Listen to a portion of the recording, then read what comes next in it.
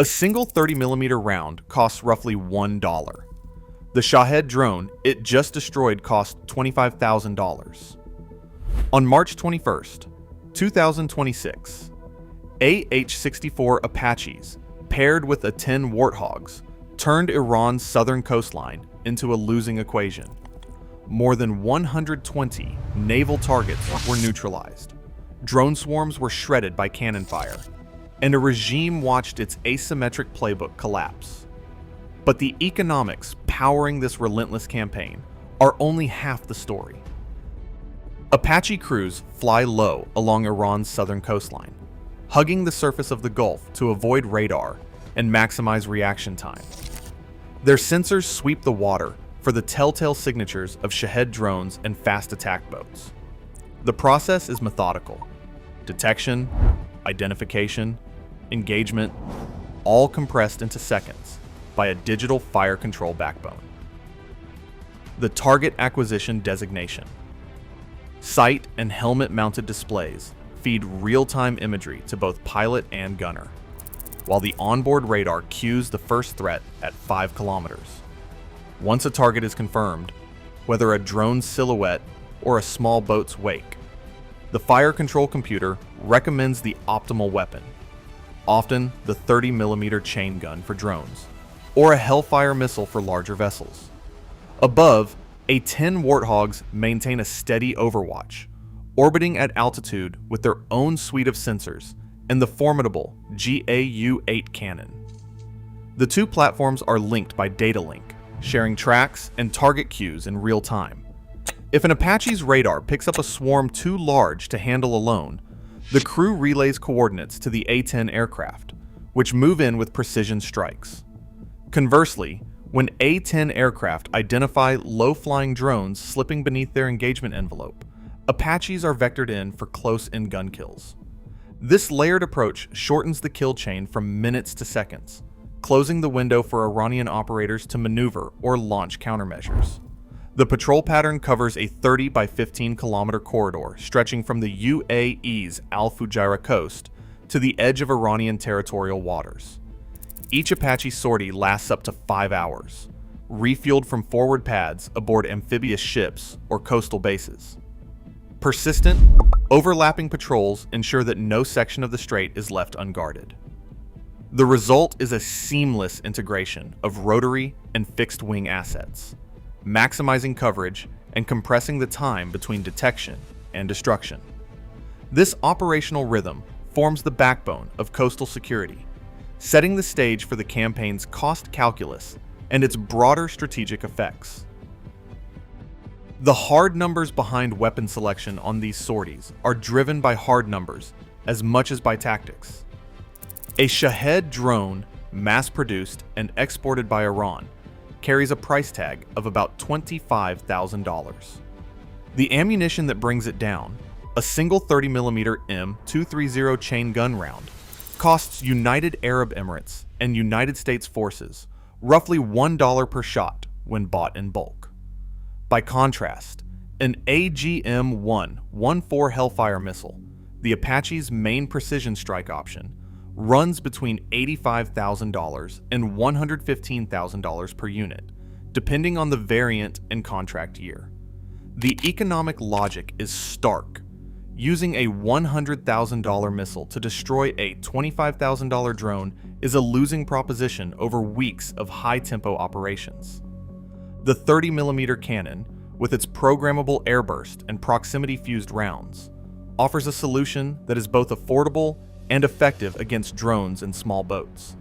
General Dan Kaine, in his March 22nd briefing, made the rationale plain. He said the Apache's 30mm chain gun, when employed in air-to-air mode, can neutralize a one-way attack drone with a single burst and free-fixed wing fighters for higher-value targets. This approach is backed by procurement data and video evidence from United Arab Emirates sorties, where single-round kills are routine. The result is a cost per engagement ratio that can exceed 25,000 to 1 in favor of the defender. By reserving Hellfires for larger vessels or hardened targets, Apaches sustain pressure on Iran's asymmetric forces without running up unsustainable bills. Fiscal discipline is not just an accounting exercise. It underpins the ability to maintain persistent patrols across the Strait and Gulf. As the threat expands, the capacity to deliver rapid, repeated strikes at minimal cost becomes a strategic weapon in itself. The economics of the Apache's armament allow coalition forces to outlast and outpace Iran's drone and boat production, shifting the balance of attrition firmly to the coalition's side. Iran's southern coastline has become the focal point of a contest defined not only by tactics, but by the shadow of nuclear escalation. Intelligence assessments delivered to Allied Command on March 22nd confirmed that Iran retains a stockpile of approximately 440 kilograms of uranium enriched to 60%, a quantity widely accepted as sufficient for at least 10 nuclear warheads, should the regime choose to weaponize it. The presence of this material, coupled with Iran's demonstrated advances in missile technology, has transformed the Strait of Hormuz from a commercial choke point into a potential flashpoint for regional catastrophe. The urgency intensified after the ballistic missile test on March 17th, when open-source analysts tracked a solid-fueled launch vehicle with a range of 2,000 kilometers. This capability, attributed to the Shahed 6 program, extends Iran's reach well beyond the Gulf and into territory that includes US bases and key regional partners. Senior intelligence officials, briefing under condition of anonymity, described the test as a clear attempt to signal survivability and deterrence, even as Iran's naval assets suffered heavy losses along the coast. The destruction of over 120 Iranian naval vessels since March 10th has degraded the IRGC's ability to project power at sea, but the underlying threat remains. Drones and fast boats are only the visible edge of a much deeper problem. The risk that enriched uranium and long-range missiles could be paired for coercion or escalation. This is why every coastal engagement, each interception of a Shahed drone or speedboat, is more than a tactical win. It is a direct response to the prospect of a nuclear-armed adversary seeking to leverage maritime disruption for strategic advantage. The campaign's logic rests on denying Iran the ability to threaten shipping or use the Gulf as a launch corridor, keeping the focus on containment and deterrence rather than ground escalation. Inside the cockpit of a modern Apache Block E, the fusion of sensors and digital architecture transforms the helicopter into a real-time interdiction platform. At the heart of this system is a network of advanced electro-optical and infrared sensors, all feeding into the full-time digital aviation management system.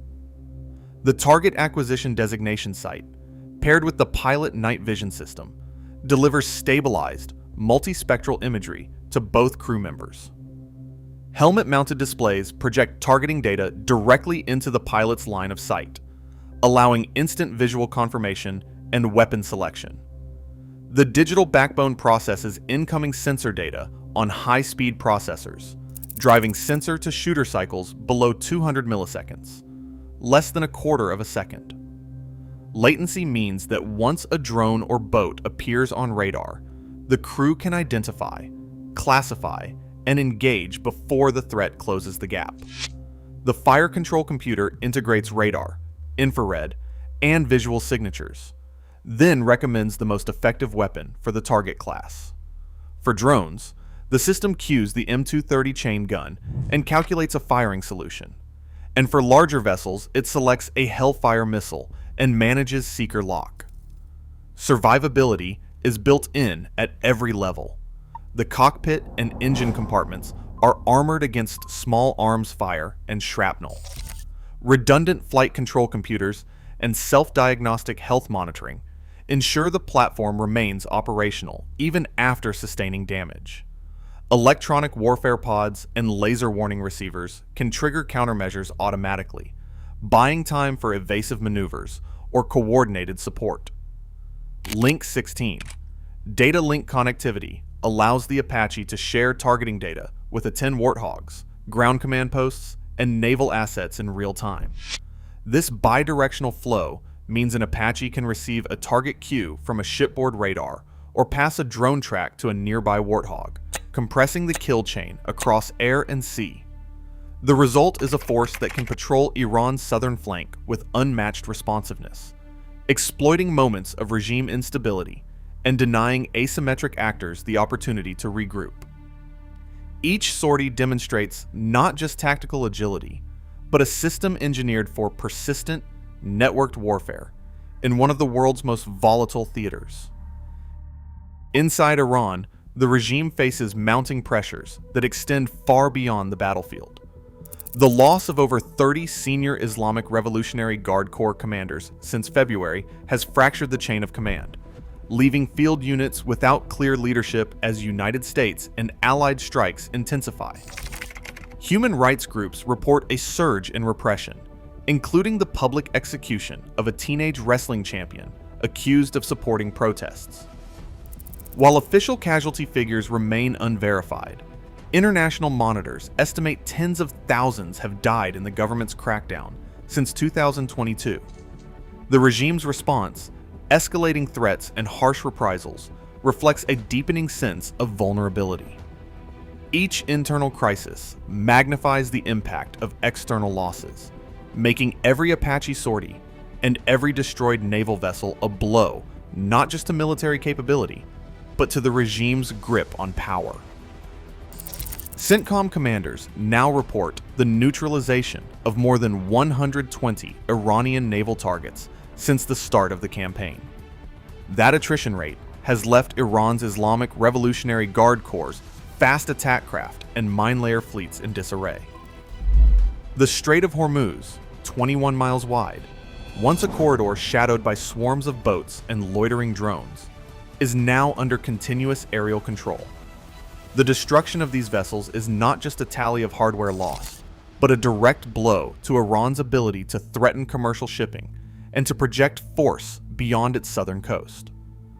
Coalition patrols have transformed the choke point from a vulnerability into a monitored passage, making clear that persistent air power and coordinated strikes can shift the balance in one of the world's most critical maritime arteries.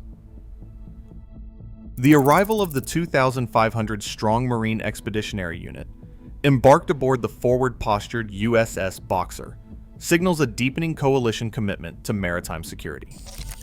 With mine countermeasure teams and UN manned systems, the task force stands ready to hold gains along the strait and to counter any renewed Iranian mine-laying or underwater threats. This reinforcement ensures that the operational tempo established by Apache and A-10 patrols can be sustained, anchoring the coalition's presence as pressure continues on Iran's southern flank. Apaches and A-10 Warthogs have dismantled more than 120 Iranian vessels and neutralized drones at a fraction of their cost. Tehran's rhetoric grows hollow against military reality, yet 440 kilograms of enriched uranium remain. The contest for the Strait of Hormuz now pivots on precision, persistence, and a nuclear threat unresolved.